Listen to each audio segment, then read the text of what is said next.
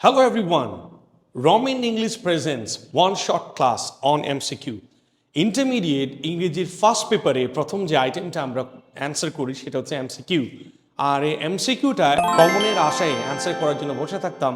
আজকে কমন না পড়েও কীভাবে অ্যান্সার করা যায় সেই টেকনিক্স এবং টিপসগুলো নিয়ে আমরা এই ক্লাসে আলোচনা করব।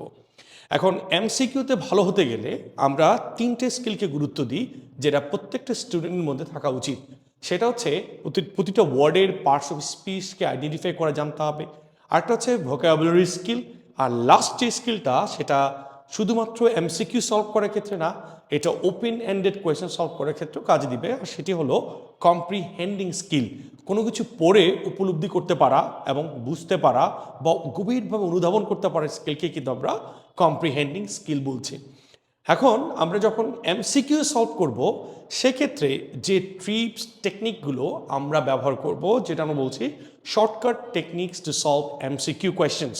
আমরা সার্বজনীনভাবে আমরা যে টেকনিকগুলো ব্যবহার করি, প্রথম টেকনিকটা হচ্ছে প্রথমে কম্প্রিহেনশন পড়া, তারপরে আমরা কোয়েশ্চেনটা পড়ি। আর দ্বিতীয় টেকনিকটা উল্টা, আগে আমরা কোয়েশ্চেন পড়বো, তারপরে আমরা কম্প্রিহেনশন পড়বো। সেক্ষেত্রে আমার অভিজ্ঞতার আলোকে আমি আপনাকে সাজেস্ট করব আগে কোয়েশ্চেন পড়ে তারপরে প্যাসেজটি পড়া, তাহলে আমাদের অনেক সময় বেঁচে যাবে। এটা হচ্ছে সার্বজনীন টেকনিক। তাহলে আমরা এখন দেখি 1 নম্বরে আগে কোয়েশ্চেনগুলো পড়ে তারপর মনোযোগ দিয়ে প্যাসেজটা আমরা পড়ব। এখানে 2 নম্বরে কিন্তু একটা মনে রাখার বিষয় আছে, সেটা হলো মনে রাখবে শুধু কোয়েশ্চেনগুলোই তুমি প্যাসেজ থেকে পড়বে। কোয়েশ্চেনের যে অপশনগুলো আছে ওই অপশনগুলো অ্যান্সার হিসেবে যেগুলো আছে সেগুলো কিন্তু আমরা দেখবো না, শুধুমাত্র কোয়েশ্চেনটাই দেখব। আর 3 নম্বর হচ্ছে, যেহেতু আমাদের 4টা অপশন দেওয়া থাকে, এই 4টা অপশনের 3টি অপশন যদি একই ধরনের হয় তাহলে নিঃসন্দেহে সেটা অ্যান্সার হবে না, অপরটি হবে তোমার অ্যান্সার। আবার আমরা 4 নম্বরে দেখতে পাচ্ছি এখানে 4টি অপশনের 2টি অপশন যদি একই হয় তাহলে সেটা কিন্তু অ্যান্সার হবে না, তাহলে বাদবাকি 2টি অংশ থেকে কিন্তু আমাদের আনসারটা বের করতে হবে। আর 5 নম্বরে বলছে যেহেতু ভোকাবুলারি স্কিলটা অত্যন্ত গুরুত্বপূর্ণ প্যাসেজ সলভ করতে, এক্ষেত্রে শুধু ভোকাবুলারি জানলেই হবে না, মনে রাখতে হবে ভোকাবুলারির যে অর্থ সেটা প্যাসেজ অনুযায়ী অর্থই কিন্তু আমাদের চূড়ান্ত বলেই কিন্তু গৃহীত হবে। আবার আমরা যদি পার্শ্ববিদ সম্পর্কে ধারণা রাখি তাহলে সহজেই এমসিকিউ কোয়েশ্চেনগুলো সলভ করতে পারবো। আমরা জানি ফার্স্ট পেপারে 13টা ইউনিট রয়েছে, প্রত্যেকটা ইউনিট 3-4টা করে লেসন রয়েছে। এই লেসনের ওয়ার্ডগুলো যখন আমরা ফার্স্ট পেপার পড়ি তখন জিনিসগুলো জানা থাকলে তোমার এমসিকিউ সলভ করতে সুবিধা হবে। এখন আসা যাক পরীক্ষায় যেভাবে এমসিকিউ কোয়েশ্চেন্সগুলো দেখা যায়। এখানে 5 প্রকার কোয়েশ্চেন্স আমরা কমনলি দেখতে পাই। আমরা বলছি 1 নাম্বার যেটা আসছে সেটা হচ্ছে ভোকাবুলারি টাইপ কোয়েশ্চেন্স। আর 2 নাম্বার দেখতে পাচ্ছি main idea type questions. 3 number specific detail questions. আর 4 নাম্বার ইনফারেন্স কোয়েশ্চেন বা কোনো কিছু আন্দাজ করা, যেটাকে অনেক সময় আমরা বলি ইমপ্লয়েড আইডিয়া কোয়েশ্চেন্স। 5 নাম্বার যেটা সেটা হলো ফিল ইন দ্য গ্যাপস। আমরা এইভাবেই কিন্তু এমসিকিউ কোয়েশ্চেন্সগুলো পরীক্ষায় পেয়ে থাকি। এখন আমরা কোয়েশ্চেনগুলো সম্পর্কে একটু বিস্তারিত দেখব, সেগুলো কিভাবে কোয়েশ্চেনটা হয়। আমরা চলে আসি ভোকাবুলারি টাইপ কোয়েশ্চেন্সে। ভোকাবুলারি টাইপ কোয়েশ্চেন্স মানে শুধু সিনোনিম অ্যান্টোনিম আসবে এমনটাও না, এখানে সিনোনিমের সাথে সাথে অ্যান্টোনিম আসতে পারে বা কোনো কিছু ওয়ার্ড মিনিং করা হতে পারে অথবা কোনো ফ্রেজ রিলেটেড কোনো কোয়েশ্চেন থাকতে পারে। এখন এই ভোকাবুলারি কোয়েশ্চেন জানতে গেলে তার আগে এই কোয়েশ্চেনগুলো জাস্ট স্যাম্পল দেখবো কীভাবে আসবে। যেমন হতে পারে the word XYZ refers to, এরকম করে কোয়েশ্চেন থাকতে পারে, অথবা the phrase XYZ is used in the passage to mean that. এইভাবে কিন্তু ভোকাবুলারি রিলেটেড কোয়েশ্চেন্সগুলো থাকে। এখন আমরা কিভাবে সলভ করব? আর নিঃসন্দেহে এই ধরনের কোয়েশ্চেনগুলো সলভ করতে গেলে আমাদেরকে অবশ্যই ভোকাবুলারি স্টক থাকতে হবে, এটা প্রথম শর্ত। আর দ্বিতীয় শর্ত যেটা সেটা হলো প্রত্যেকটা ওয়ার্ডের কিন্তু একটা নিজস্ব নর্মাল মিনিং থাকে। এক্ষেত্রে নর্মাল মিনিংয়ের উপর ডিপেন্ড না করে আমাদের কিন্তু যে ওয়ার্ডটা প্যাসেজে আছে ওই প্যাসেজের অর্থ যে অর্থটা দিবে প্যাসেজ, সে অর্থটাই কিন্তু আমাদের নির্ভর করতে হবে, সেটার উপরই আমাদের গুরুত্ব দিতে হবে। আর 3 নাম্বার দেখার অনেক সময় ওয়ার্ডের মিনিং আমাদের জানা না থাকলেও কিন্তু আমাদের কোনো সমস্যা নেই। সব যে ওয়ার্ড আমরা জানবো এমনটিও না। যে ওয়ার্ডটা আমরা পারবো না তখন ওই ওয়ার্ডটা প্যাসেজের যে জায়গায় থাকবে সেই জায়গার সেন্টেন্সটা আমরা পড়বো, পড়ে বোঝার চেষ্টা করব এবং বোঝার চেষ্টা করার সাথে সাথে আমার ওইটার সাথে রিলেটেড অপশনগুলোর মধ্যে যদি মিলে যায় তাহলে আমি সেটা অ্যান্সারটা দিব। এটা হচ্ছে ভোকাবুলারি টাইপ কোয়েশ্চেন সলভ করার টেকনিক। এরপরে আমরা সলভ করব মেইন আইডিয়া রিলেটেড কোয়েশ্চেন্স। এই মেইন আইডিয়া কোয়েশ্চেনগুলো কেমন হতে পারে? এমন হতে পারে অনেক সময়, what would be the title of the passage, what is the main idea of the passage, the main topic of the passage. এইভাবে কিন্তু মেইন আইডিয়া রিলেটেড কোয়েশ্চেন থাকে। তবে এক্ষেত্রে সলভ করার ক্ষেত্রে আমি প্রথমে বলবো, এই জাতীয় কোয়েশ্চেন সলভ করতে গেলে আমাদের কিন্তু পুরো প্যাসেজ সম্পর্কে একটা ভালো ধারণা রাখতে হয়, তাহলে পুরো প্যাসেজটার মধ্যে পড়তে হচ্ছে। এক্ষেত্রে আমরা এই প্যাসেজটির যখন সলভ করব আমরা সবসময় বলি 5টি এমসিকিউর মধ্যে সবার লাস্টের দিকে এই কোয়েশ্চেনে, এই এমসিকিউ কোয়েশ্চেনে অ্যান্সারটা দেওয়া। কারণ কি, বাদবাকি 4টি যখন আমরা অ্যান্সার করব এমনি আমরা এই কোয়েশ্চেন বা প্যাসেজ সম্পর্কে ফুল ধারণা আমরা পেয়ে যাব। তারপরও যদি আমার মনে হয় যে আমি অ্যান্সার করতে চাই, তাহলে পুরো প্যাসেজগুলো আমরা দেখব। যদি এখানে এক প্যারাতে থাকে তাহলে প্রথম 2 লাইন, লাস্ট 2 লাইন ঠিক প্যারা করে থাকলে আমরা 1-2 লাইন পড়ে পড়ে আমরা বোঝার চেষ্টা করব আসলে কি বিষয় এখানে আলোচনা হয়েছে। সো এখন আমরা দেখব স্পেসিফিক ডিটেল কোয়েশ্চেন্স। স্পেসিফিক মানে সুনির্দিষ্ট করে কিছু কোয়েশ্চেন্স থাকে যেটা হুবহু প্যাসেজের মধ্যে অন্তর্ভুক্ত করা থাকে। আর এই ধরনের কোয়েশ্চেন্সগুলো হতে পারে এভাবে, according to the passage states that the writer states which of the following. এইভাবে কিন্তু কোয়েশ্চেন্সগুলো থাকতে পারে। আর যেহেতু স্পেসিফিক ডিটেল কোয়েশ্চেন্স, এই কোয়েশ্চেন্সগুলো কিন্তু আমরা সরাসরি প্যাসেজে পেয়ে যাব। আর এক্ষেত্রে আমরা যে কাজটা করতে পারি, আমরা যে কোয়েশ্চেনটা চাচ্ছে, যে কোয়েশ্চেনে অ্যান্সারটা চাচ্ছে, কোয়েশ্চেনের মধ্যে থেকে যে মেইন ওয়ার্ডটা, স্পেসিফিক ওয়ার্ডটা নিয়ে সেটাকে স্ক্যানিং করব, অর্থাৎ তার আশেপাশে জিনিসগুলো পড়লেই আমরা এই কোয়েশ্চেনের অ্যান্সারটা খুঁজে পাবো। দ্বিতীয়ত, এই স্টাইল কোয়েশ্চেন সলভ করার ক্ষেত্রে মনে রাখবে, তুমি যেটা সত্য বলে জানো সেটা কিন্তু সত্য না, প্যাসেজ যেটা বলবে ওটাই সত্য। এই জিনিসটা কিন্তু তোমার মাথায় রাখতে হবে। এরপরে আমরা যে কোয়েশ্চেনটা সলভ করবো তার নাম হচ্ছে ইনফারেন্স কোয়েশ্চেন। ইনফার শব্দের অর্থ হচ্ছে আন্দাজ করা। তো এই ধরনের কোয়েশ্চেন্সগুলো একটু ক্রিটিক্যাল টাইপের, কারণ এটা লজিক্যালি তোমাকে সিদ্ধান্ত নিতে হবে। যদি উদাহরণস্বরূপ বলি, it was raining all the day and we often had to go to school by muddy road. তাহলে বৃষ্টি হচ্ছিল সারাদিন এবং আমাদেরকে স্কুলে যেতে হয়েছিল কাদামুক্ত রাস্তা দিয়ে। তার মানে এখানে কিন্তু লেখক সে মেনশন করেনি যে এটা কোন সিজন। পরীক্ষা কোয়েশ্চেনে আসছে, মনে করো হোয়াট ওয়াজ দ্য সিজন, এক্ষেত্রে আমাকে লজিক্যালি চিন্তা করে সিজনটা বের করতে হবে। যেমন এটা আমরা বলতে পারি রেইনি সিজন। এটা হচ্ছে ইনফারেন্স কোয়েশ্চেন্স টাইপ।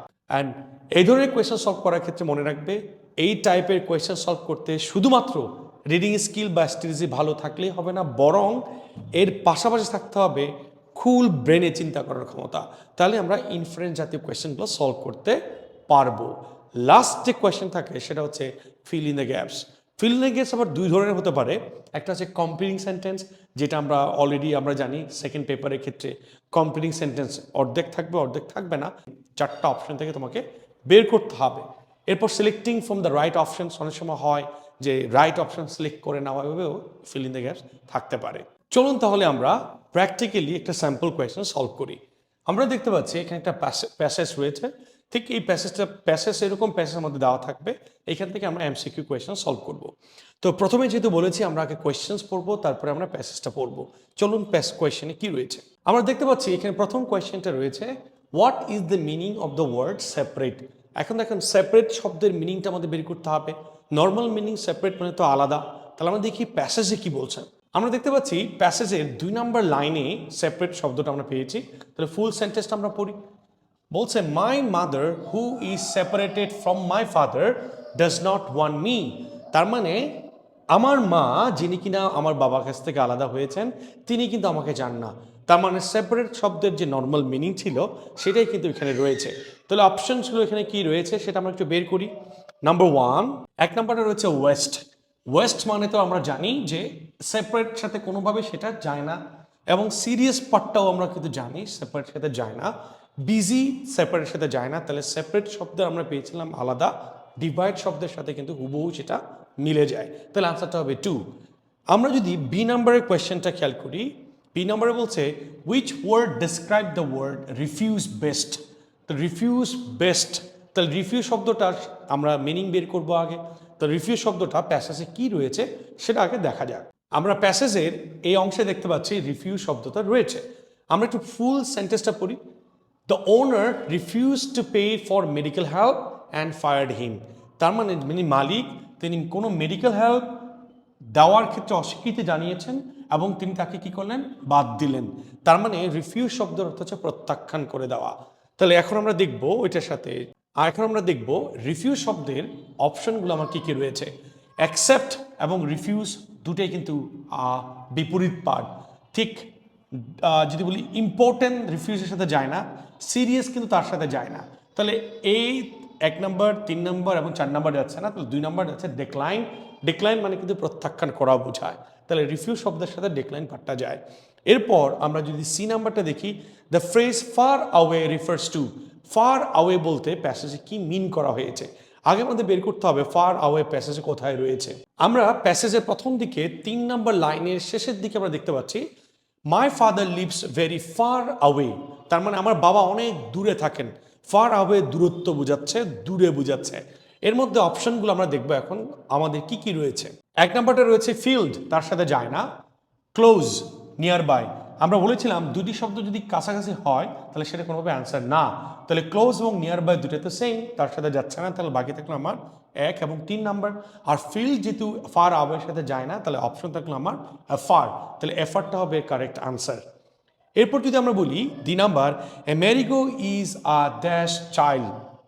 এখন আমরা জানি ম্যারিগো কি চাইল্ড, সেটা আমরা জানি না। তাহলে আমরা একটু প্যাসেজে একটু প্রথম দিকে পড়ি, আন্দাজ করার চেষ্টা করি। লেটস সি প্যাসেজে কি রয়েছে।